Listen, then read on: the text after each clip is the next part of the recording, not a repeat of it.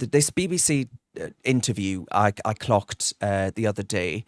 When was it? It was on the 4th, so it's 3 days ago. But I was interested by what he had to say here. So this is the former detective chief superintendent of the Met Police, and we have him on GB News. He's a plain talker. He tells it as it is. And just have a listen to what he had to say. Police were, how can I put it, economical in what they released, because they knew that they were sitting on a powder keg, as we've now seen. Had they have been more open in how they managed that powder keg and actually said, this guy is, for those who are concerned and are trying to say this is an Islamist attack, he is in fact from an ethnic minority, but brought up as a Christian. So please, will Kevin, you back off? It very much sounds like the responsibility is taken away in terms of the actions for what people did from the individuals themselves. I'm not taking their responsibility away, because it's my colleagues and my family members who are in the front line dealing with this. Yeah. They're taking the brickbats. What I'm saying is, you have to be very careful now with tempers the way they are and people's sense of angst of what had gone on in the preceding couple of days, where you'd had an army officer stabbed in the back, the misleading representation in the northwest where this occurred. That's a different case there, Kevin, so we'll leave it there. That's Kevin Hurley. No, they're not. You're missing the point. All of you are missing the point. People conflate this, and they make two and they make five. We're worsening that conflation by mentioning the two cases together here. So we'll leave it there. Thank you. Kevin Hurley, who's the former detective chief superintendent. Mainstream media, fake news at its finest. When the truth was coming out, she just kept interrupting him. Like, oh, don't say that. Don't say that. Yeah. No, I don't stand this. I know. And it's going to be a long time before we find out the truth about those things. And by then, of course, and this is how it goes, by the time the court cases come around and someone is put in prison or whatever, everyone's forgotten about it and everyone's moved on. And then we talk about something else. And then it happens again and again and again and again. And they don't expect people to go off like this.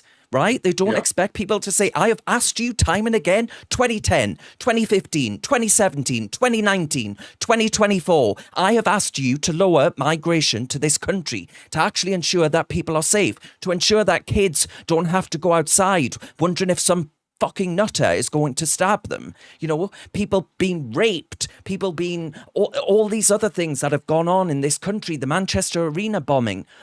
The list goes on and on and on of things that should simply not have been allowed to occur here if we hadn't allowed this to happen to our country. So if I can get this angry about it, then you're damn sure that people somewhere else are going to get as angry about it as I am too. Now, again, I have to caveat this because Nigel Farage, I've been accused of being a top 10 far-right agitator of these riots. Nigel Farage has been accused of being a chief propagandist for these people. We are not. We agree with the former detective chief superintendent of the Met, Kevin Hurley there, who is saying that there are reasons that people think that there is a conspiracy of silence within the media that says that we can't talk about these things until people have forgotten about them. Then we'll talk about them. And by then it's too late, right? And people are starting to see this reoccurring trend, that this horrible cycle, this perpetuated cycle that comes around again and again and again, and they're damn well sick of it. That's not to say that we should go out on the street and beat coppers up, right? That's not to say that you should go out and burn down hotels or mosques or whatever else. It's saying that people have a right to be angry, right? Not that they have a right to do these things. And you've got to make that caveat. It's so pathetic, Eunice. Yes, definitely. And they say violence is the only solution when all political solutions don't work. So we've asked for a political solution. It didn't work. So now people get angry and they riot. And the funny thing is, the mainstream media doesn't realize this, but they're the one actually causing division. They're the one actually, putting Muslims against white people or calling the far right. And if they were fair-handed with their reporting and said, look, we have a bunch of Islamists rioting and we have a bunch of white people and they fought, we're going to give equal treatment to both. But by the fact that they focus on one group, it makes it look like that the United Kingdom is more racist than it actually is. It's because a lot of those people are protesters, and a lot of people of color, they're like, oh yeah, look at all these racists in the streets. Oh, let me go and join the protest as well. I'll show them, you know? So they're actually making the situation worse. And I just don't understand what's their end game. Like, I really don't understand what is your end game by doing that. You know, do you really want the Islamists to take over the country? Do you really want riots? You know, or maybe again, this is part of the whole globalist plan. They want to use these rights as an excuse to roll in AI cameras, give us a credit social system. Your opinion on social media, if you have a far right opinion, they'll take your account down, they'll take your money away. You know, they want to get rid of X, as you know, because that's the only platform we have right at the moment where we can actually get the truth instead of what BBC says. So it's scary times ahead, and we have to resist. And I spoke about this before, but I'll say it one last time for the audience that haven't heard this for a reason. I come from Iran, and the same exact thing happened in the 1970s, where we had a bunch of Islamists with a bunch of stupid neoliberals and neo-Marxists, and they caused a revolution against the Shah, which was a great leader. And now we have 45 years of misery and depression, and the Islamists ended up killing. And the same things are happening. You know, they always say history repeats itself. We might not happen exactly the same way as it happened in Iran, but it is happening. You know, and we should resist it. And again, that's the reason why I started my page. I was very vocal from the beginning against Islamism and the rise of Islamism in this country.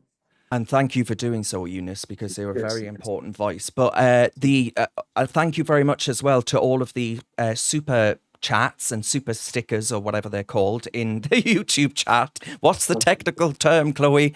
What am I trying to say here? You know what I mean. The super chats, the stickers and all the rest of it. Thank you very much for supporting the channel, because, you know, I'm not joking. We're living in really quite scary, draconian times for free speech.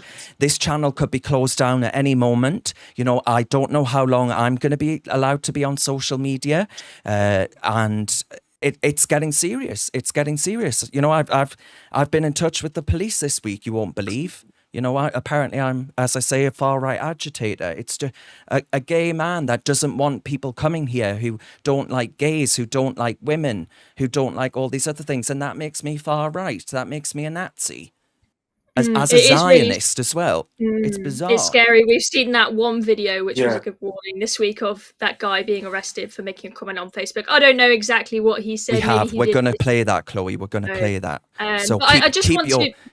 But before we want to move on from this, I just want to say one thing, which is that she is telling him off for conflating two events, for conflating the Southport stabbings with the stabbing of the soldier. And what's frustrating me is how a lot of people are making it out that all of these riots are just a response to one event. No. The Southport riot was just a tipping point.